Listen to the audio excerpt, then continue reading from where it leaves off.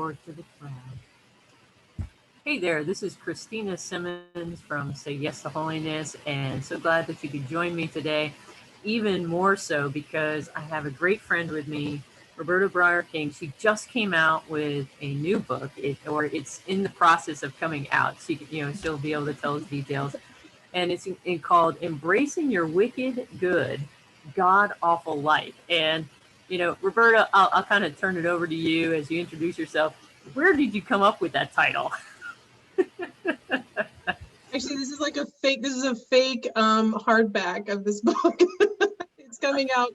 It's already on Amazon, but it'll be out November 19th for paperback and hardback. But the title, I guess, is just like I've really my entire life kind of wrestled with this whole thing that we're imperfect, but there's always this drive for perfection.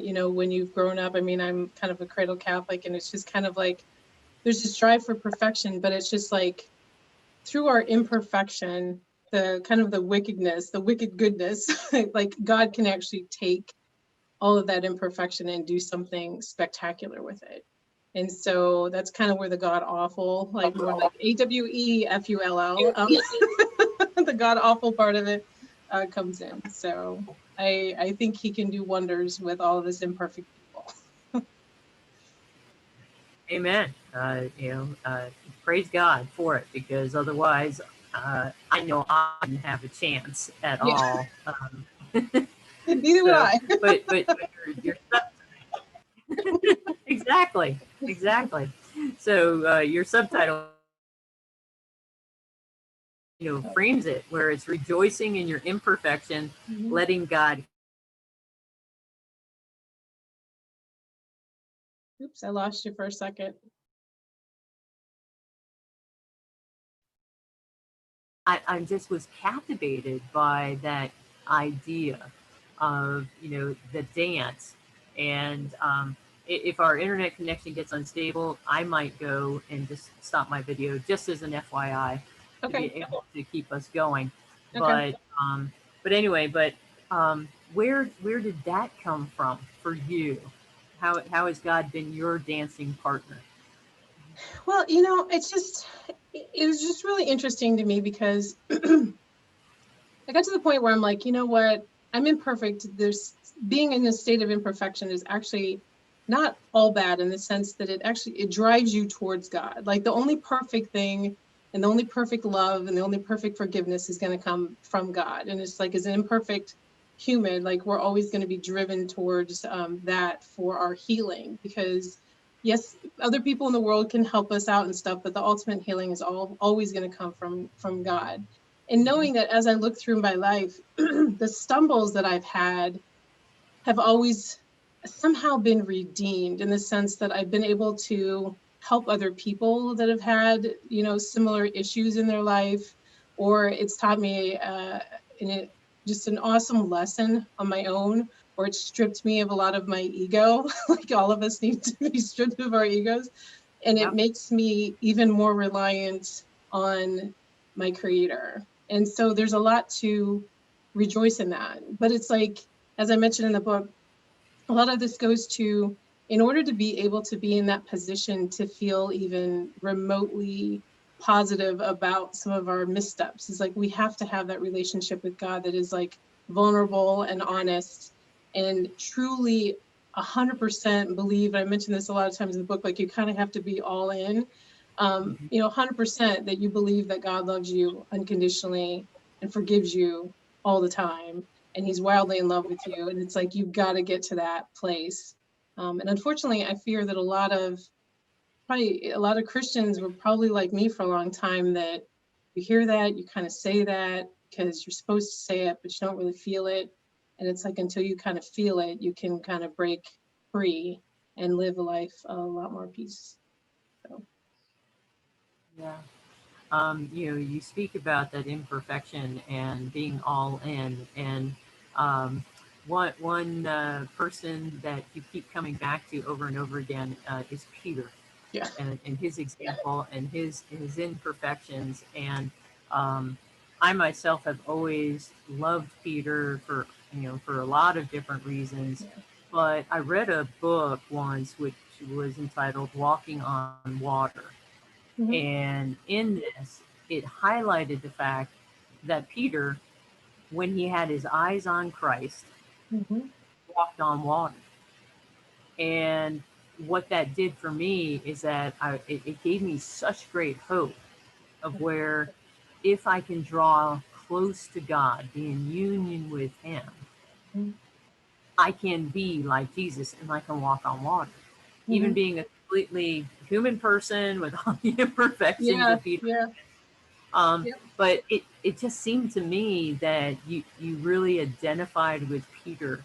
Hmm. Um, and so has Saint Peter been one of those saints that's kind of in your back pocket there that you guys have kind of been journeying for a long time?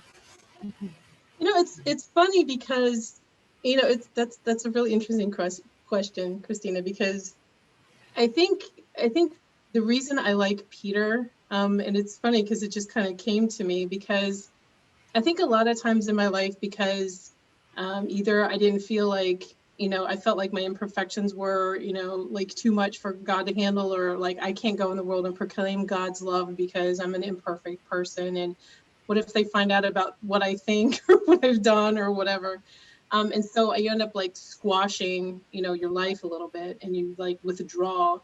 And I think the thing is, what attracts me to Peter is like he just keeps going out there. Like he keeps like doing things, or he keeps sticking his foot in his mouth, or like he keeps like doing all of this stuff. And you get to the point where like I mentioned in the book, like he denies the Son of God 3 times. I mean, talk about wow, to try to like get through that as holy cow, I can't believe I did that kind of thing. But then he like shows up and he's with Jesus, and it's like he just knows that Jesus forgives him. I mean, he just keeps showing up, and he keeps like, I know I keep messing up. I know I keep doing the wrong thing, but I have faith. I'm trying, and I'm going to continue to try. And I think that that is just such a cool message for all of us. And then, out of everybody, Jesus, like, I want, to build the church on Peter, the Catholic Church. I mean, there's a building the church on Peter, and it's like, it's amazing to me because yeah, I mean, he just did stuff, and I think that that's just always been a lesson to me, to just not hide, not be afraid of failing, not be afraid of being imperfect, but just go out there and try to do the best I can. And if I fail, this is when we talk about the relationship with God, you always come back to it and just be like, God, you need to help me out here. So yeah, I mean, Peter's always been the person that I'm just like, that guy knew what was going on. He's a good person to follow. Yeah. No, he is, and of course, I'm sure you're familiar with the the story from tradition that he was fleeing Rome. You know, Hmm. he was coming under persecution, and he was leaving Rome, and he meets Jesus walking towards Rome, Hmm. and it's like, Lord, where are you going? And he's like, I'm going to Rome.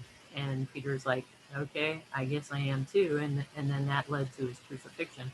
Yeah. But that's where I think is the great beauty, is that when we are willing to go all in, and Hmm. in fact, last chapter of my book is about being all in, so Yeah. I love that. But when we do go all in for our Lord, He takes care of everything, Yeah. and it's not on us anymore. And and tying into that, is the fact of you talked about friends with benefits, and you had this great analogy there about being so. What are some of the benefits that God gets from us? Because I thought that was a fascinating perspective that you took. Of so often, we're told, don't be all about yourself. God's lucky to have you, but the fact is that He's overjoyed to Yeah. have us. Yeah. And so I really appreciated all of those benefits that you talk about, of the fact that He's able to spread His love and joy, that He's Mhm. able to touch our soul, He's able to forgive other people through Mhm. us, Yeah. that can change the world. Yeah. um, and so. I mean, and many others, and I was just, I was wondering, where did all of that kind of come from? Where was it from your own experience that you kind of saw all of these things going on? I think it was just one of these things. I started thinking about like the relationship part of, you know, being in that relationship with God. And like when you think about a relationship, you think about two ways, right? And so it's just like each person has something to bring to the table. And Yeah. I started thinking about you. It led me down this whole path of thinking about Jesus and the fact that, he didn't just come down here and say his message and that was it. He cultivated, he had friendships, he had people. I mentioned like Peter, like he used Peter's boat to preach off of, like he borrowed his boat. Mhm. But there were like key people along the way, Mary Magdalene, John the Baptist, like there's all of these people, all of his apostles and stuff. And it's just kind of like God has always utilized, and loved all these people on the earth and wants them to be able to spread his love everywhere. And so it just kind of dawned on me, like, this is not just about me getting healing from God and getting peace and feeling, I mean, that's obviously all good, but it's also, I need to go out into the world. I need to rely on that relationship, and I need to be a partner in that relationship to be able to go out into the world and spread his love the best of my ability. And so going back to kind of what I was saying at the beginning, where I'm like, if we get so crushed by the fact that we're imperfect or we're trying to be worthy, or we don't get, like, we just start squashing God's ability to move in the world, and it's like we really need to accept that God is wildly in love with us. There are a lot of awesome things about all of us.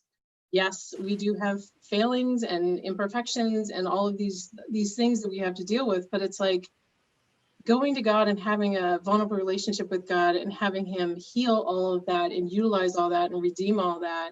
We need to be able to do that and accept that and believe it and accept it so that we can actually have impact and have God have impact in the world. And so we're not just sitting wallowing in the fact that we are not as good as we should be.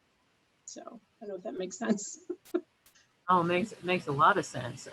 In fact, it's very similar to, the work that I do in emphasizing for people the fact that we each have a unique and unrepeatable vocation, a mission that's given only to us, Mm-hmm. and it's to go out and be that unique, unrepeatable sign of His love and mercy in the world. Yeah. And when we do that well, then people encounter God.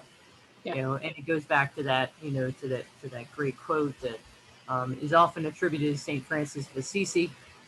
But who knows? But it sounds like something he would have said. But to Yeah. preach the gospel always Yeah. and use words when necessary, Yeah. and so it's such a high calling. I mean, in the gospel, not in the gospel, in St. Paul's writings, Mm-hmm. Mass, it was to live a life worthy of the call you have received. Yeah. And that ties into, I wanted to ask about, you had that tying into BFFs. You kind of had that test of where it's just like you went through all these different qualities, and you did a beautiful job of sharing your own story of how you looked at these qualities and you're going, fail, fail. I'm Thanks. going, I wow. know. I was just like, this is a great book to write about how big of a failure I am. It's like, that's okay. No, I mean, but I think what it does is that it really gives people insight into the fact of it doesn't matter Right. if you failed in all of these different areas. Right. But I was intrigued by where did that list come from? Where'd You that know, list come from? yeah, where all those qualities, of Yeah, I think I'm trying to think of like actually where that list, honestly, that section I started writing on, like, like I ended up writing a lot of this book. I do a lot of stream of consciousness kind of like writing where I just kind of like write. It's almost like a, I don't edit anything. I just write, and it's like this almost prayer writing kind of thing, and a lot of stuff comes out. And I guess one day I just sat there and I said, what are some goods? I was just typing a bunch of stuff in. It just kind of hit me one day. It's like, what are the really, what are the qualities of relationships? And what is specifically like, what am I expecting God? I think that it's kind of like where I kind of came at the angle, like, what am I expecting God to do for me? And it's just like, okay, forgive me, love me unconditionally, be with me, just kind of like provide peace for me, like all this stuff. And then so I start going through this list, and I'm just kind of like, where am I fitting in, and how good of a friend am I to God? And it's just kind of like, okay, I have expectations of God that aren't met, and I'm not loving him unconditionally, which is kind of weird to say. It's like, okay, fail, right? It's like, I don't really believe. One of the biggest things to me was just like coming to the realization, and this was kind of like, again, it's just like throwing all my stuff out on the table, but it's like, if I don't really believe that God loves me unconditionally and that I am forgiven, I actually am calling God a liar. Like, it's the Bible, it's telling me that this is real. Jesus told me that this is real, and I'm not believing it 100%. I'm not all bought in to the whole thing. And not only was I not believing it, but it's just like by not doing that is like hindering so much stuff in my life. It's just like you don't get the peace, you don't get the freedom, you don't get all of that. So it was just one of those things that I was like, okay, he's providing all this stuff. How am I responding to it? Do I believe all of this, and do I accept it? And then do I reflect that back? To God. I know that sounds weird, but it's like we do need to love God unconditionally. We don't need to put expectations on him. He's there to love us, and that is his main goal, right? Is to just make sure that we are loved and healed and taken care of. So Yeah.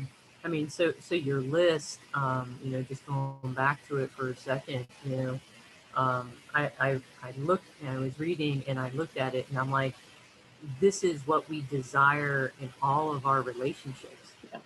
yeah, This is the essence of what authentic friendship looks like. And, yep, just for our listeners, so that list is we're desiring trust and honesty and love and forgiveness and peace and for someone to listen and then for us to receive what they're sharing and to have confidence, in that friendship and to abide in them, to hang out and surrender and freedom. And yeah.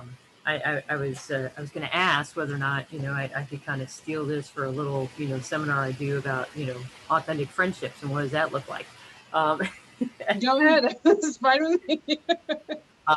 but I think so many people in the world today really struggle with what does authentic friendship look like. Mhm. And I think that then absolutely, shoot, I can't find it, but you said something, I think it was at the beginning, which was whatever our perception is of ourselves, then our perception of God is similar. And I think that, Yeah. and this ties to, whatever our perception of what friendship is, this ties to how we'll engage with God as well. Um, Yeah, and I talk about a study that was done where they sent a survey out to a lot of people who were spiritual, and it was kind of sad that it was like, I think it was like 1% said that they, kind of had this friendship relationship with God. And then it was like 23% said God was benevolent. But the majority of people said that it was either authoritarian or controlling or distant type. Um, and so to me, it's that says something about where people are in their friendship and their relationship with God. Because what I was trying to say, kind of, I think towards the end, as far as an impact, is that if you think that God is controlling or um, kind of distant, like you're probably going to start treating other people in a similar way, right? So, and treating religion in a similar way. So it's kind of kind of getting that relationship. And it all goes back to vulnerability and trust, and it's even that way, like, okay, you have to do that with God. But to your point, I think it's a great point. Like when you're developing friendships and relationships with other humans, like you need to be vulnerable and be able to trust them and be able to know that um, they have your best interests at heart, right? Else it's really hard to develop a friendship. Right.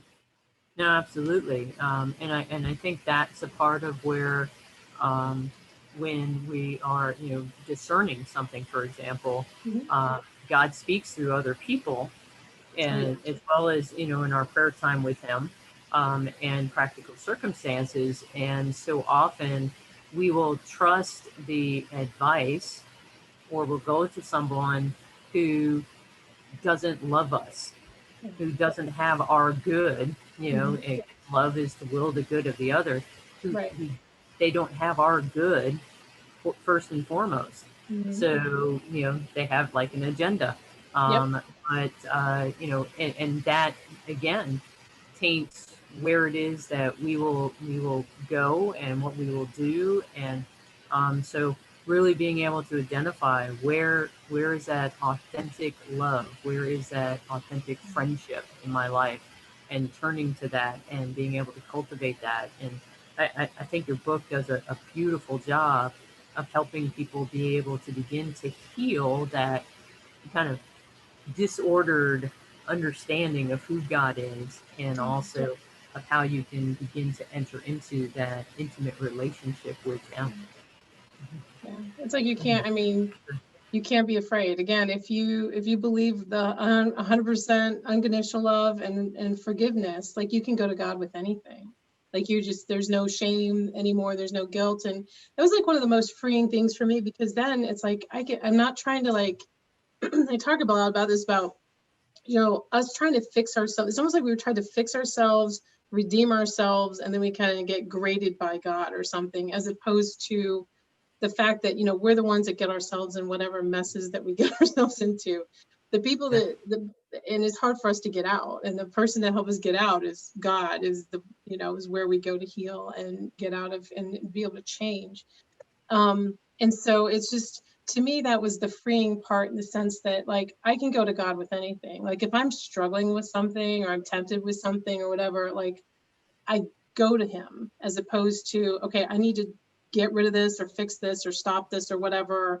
And then, then He'll like me, or then I can go to Him, like be all straightened out. But the thing is, you're never all going to be straightened out, because there's always going to be, it's like whack-a-mole. You're going to get rid of one thing and something else, your life changes and something else is going to happen. And you're always going to be struggling with something.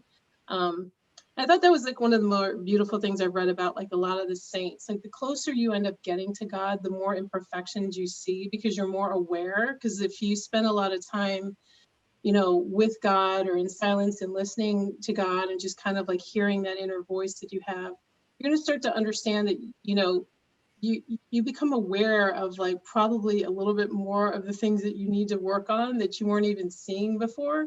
But it's almost a thing to rejoice in, because it's like you're there with God, and God is helping you to become a better person. And it's okay, and it's okay that every day you see a little bit more that you need to kind of work on. Because I still think for most people, the strengths and the awesomeness of them, and the love that they have, and the forgiveness that they give other people, far outweighs a lot of these other things that we struggle with. I sincerely believe that with most people. And I think we need to find a way of unleashing that in a lot of people's lives. yeah, and that ties in very much with cultivating that mindset Mhm. of you talk, tying into the fact of um, you know how we see God is how others will then see us too. That's the continuing correlation. Yep. And but it's a fact of whatever it is that we're perceiving, whatever it is that we are believing, Hmm. that is what we will live. And Right. so if we are encountering, God, but we think that God is this, dictator, or he's authoritarian, or Mhm. whatever, and not a loving father who desires to hold us close and to be with us, Right. uh, then our life is going to reflect that.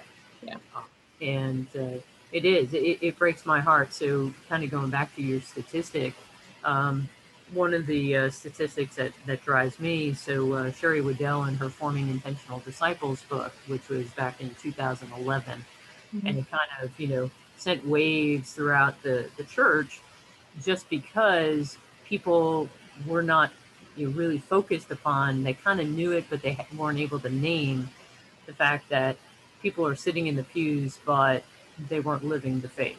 And it was Yeah. like, why is that? And she was able to kind of nail it. But the statistic that has driven me and always brings me back to part of why do I do what I do?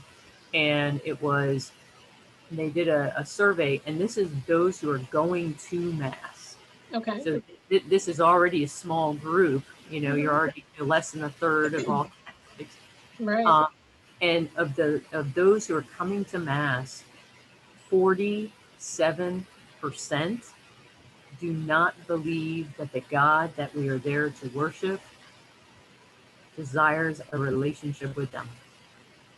Wow. 40, Wow. 47% of those sitting in the pews. And That's and scary. I'm just I didn't know that statistic. That is really scary.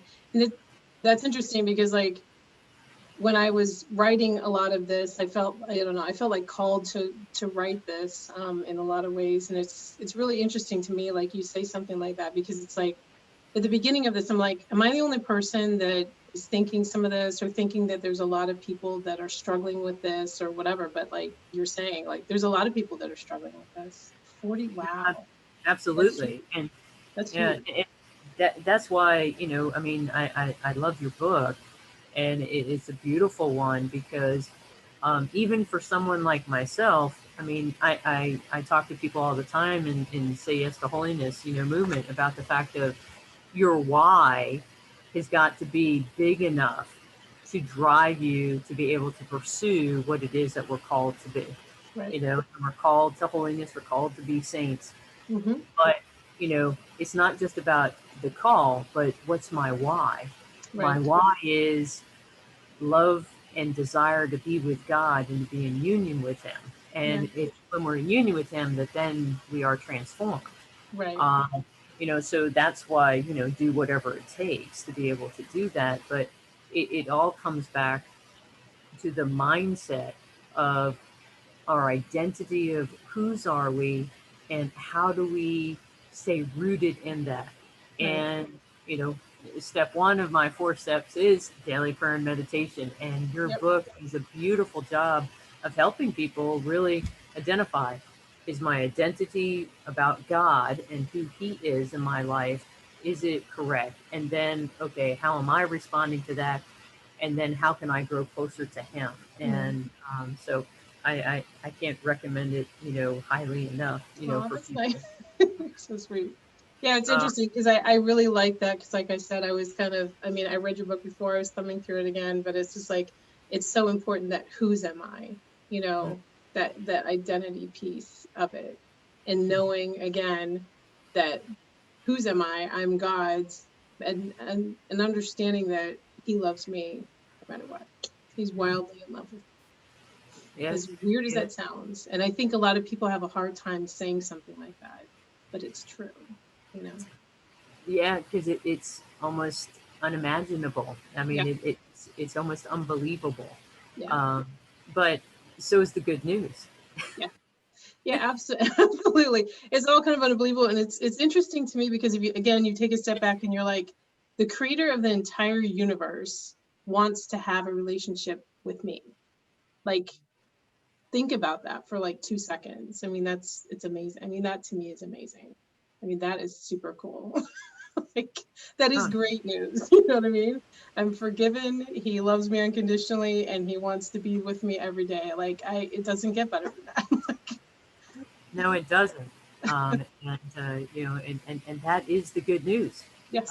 And that's why we should be filled with joy, Yeah. because not only is it that, but then it's also He wants us to be with Him for all eternity, Yeah. and He's made it possible for us Right. that. Right.